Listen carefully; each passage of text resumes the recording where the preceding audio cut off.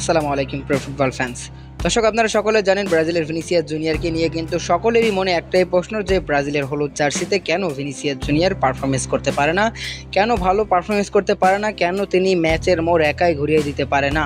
মূলত রিয়ালের সাদা জার্সিতে তো ভিনিসিয়াস জুনিয়রের মিডফিল্ড থেকে লেফট উইঙ্গারের ভিনিসিয়াস জুনিয়রের কাছে বল গেলেই রিয়ালের সমর্থকদের মাঝে অন্যরকম একটা ফিলিংস দেখা যায় যে গোল হবে অথবা তার সম্ভাবনা আছে। কিন্তু ব্রাজিলের জার্সিতে কিন্তু ভিনিসিয়াস জুনিয়রের পায়ে বল গেলে ব্রাজিলের সমর্থকেরা ভয়ে থাকে, আতঙ্কে থাকে যে কখন জানি ভিনির কাছ থেকে বলটা ছিনিয়ে নেয় প্রতিপক্ষ।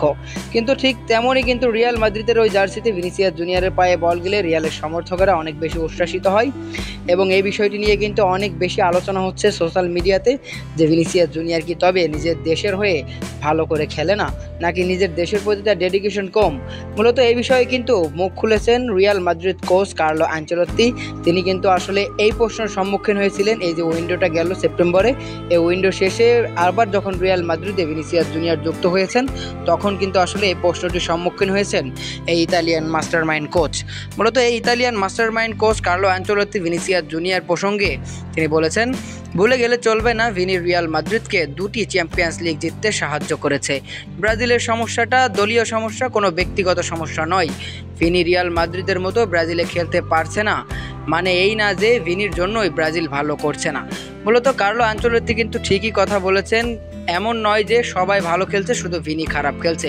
যেহেতু সবাই খারাপ খেলছে, দলে কোনো বন্ডিং নেই, সুতরাং ভিনিকে একা দায়ী করা ঠিক হবে না। ব্রাজিলের এই দুর্দশার জন্য ব্রাজিলের বোর্ড, ব্রাজিলের কোচিং প্যানেল, ভুলভাল কলাপ এবং খেলোয়াড়দের ডেডিকেশনের ঘাটতির জন্যই কিন্তু বর্তমান ব্রাজিল দলের এমন অবস্থা।